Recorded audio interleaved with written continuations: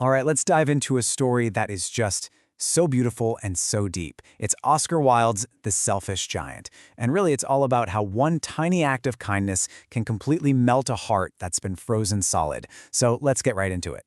So our guide here is none other than the brilliant Oscar Wilde, a total master of wit and these incredible symbolic stories. And you know, The Selfish Giant might look like a simple kid's tale on the surface, but trust me, it is so much more. It's this really powerful exploration of selfishness, sacrifice, and the chance for redemption. And at its core, the story really asks this one huge question, a question we're going to keep coming back to. Can a heart that's been totally frozen by selfishness, can it ever feel the warmth of spring again? I mean, that question is at the very center of the giant's entire journey. Okay, so let's set the scene. We're starting in the giant's world, a world that he's about to make a whole lot smaller with one single selfish act. The story just jumps right in with this moment of, well, pure selfishness. The giant comes home, he sees these kids having a great time in his amazing garden, and what's his reaction? Not joy. Nope, it's pure possessiveness. He builds this huge wall and basically yells, "My own garden is my own garden." And just like that, he doesn't just shut out the kids, he shuts out all the life and warmth they bring with them. And you see the consequences of this right away, and it's incredibly symbolic. It's like the garden itself is grieving. Spring just refuses to show up. So this endless winter takes over, and it's the perfect mirror, isn't it? A perfect reflection of the giant's own cold, frozen heart. So there he is, the giant, trapped in this winter that he himself created. But you know, even the thickest ice has a breaking point. And it turns out, one little sound is about to change absolutely everything. Picture this, one morning, in the middle of all that bleak, endless winter, the giant hears something he hasn't heard for so long. It's the beautiful song of a little bird, a linnet. It seems like such a small thing, right? But it's the very first crack in the ice, the first little sign that maybe, just maybe, his heart is starting to thaw.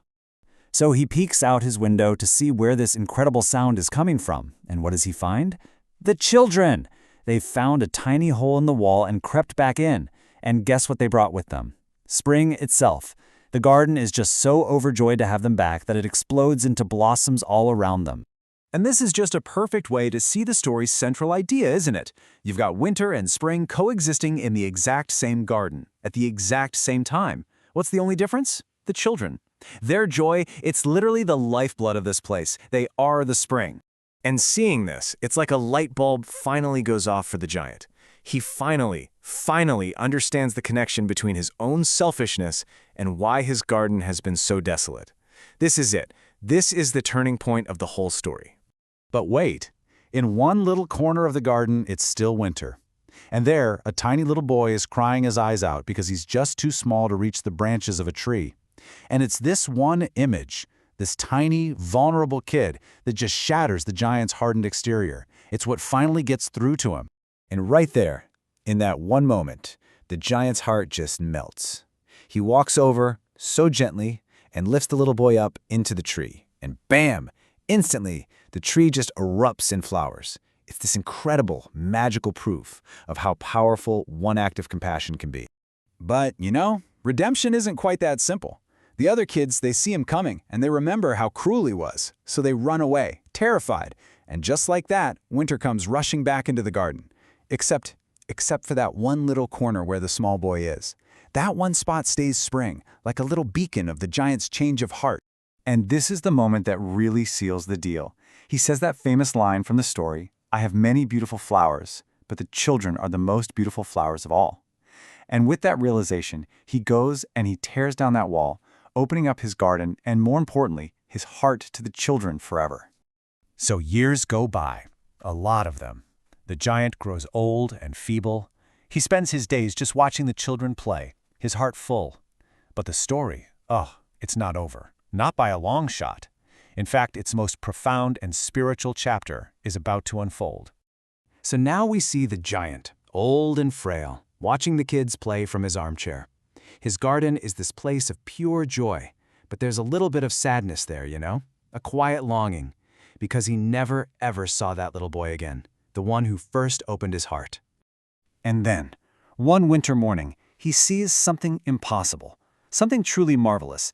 In that same corner of the garden, a tree is covered in glorious white blossoms, even with snow on the ground. And standing right there, underneath it, is the little boy. He's finally returned. The giant is just overcome with joy. He rushes out to see him.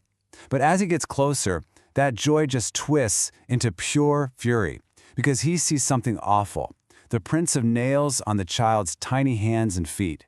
And this protective rage, born out of this immense love he now feels, just completely takes him over. And with a voice just filled with a love he never even knew he was capable of, he roars, "Who hath dared to wound thee? Tell me, that I may take my big sword and slay him." And the child's answer, well, this is the key to the entire story's deeper meaning. He simply says, "Nay." But these are the wounds of love. And with that one line, the story just elevates. It stops being just a fairy tale and becomes this profound meditation on sacrifice and divinity. It's a clear echo of the Christian story of the crucifixion. Wow. I mean, can you imagine hearing that? The giant is just filled with this sense of complete awe. And this leads us to the story's really beautiful, really moving conclusion.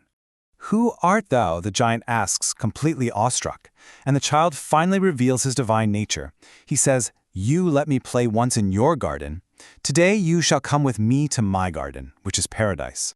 Later that day, when the children come back to play, they find the giant. He's lying peacefully under the tree, covered in those white blossoms. His journey is complete. He went from having this frozen, selfish heart all the way to a state of grace. His one act of compassion for the smallest and most vulnerable led to his ultimate salvation. And so, Wilde's beautiful parable leaves us with a question, and it's a question that's just as powerful today as it was when he wrote it. It really makes you think, doesn't it? What walls in our own lives are keeping the spring from coming in?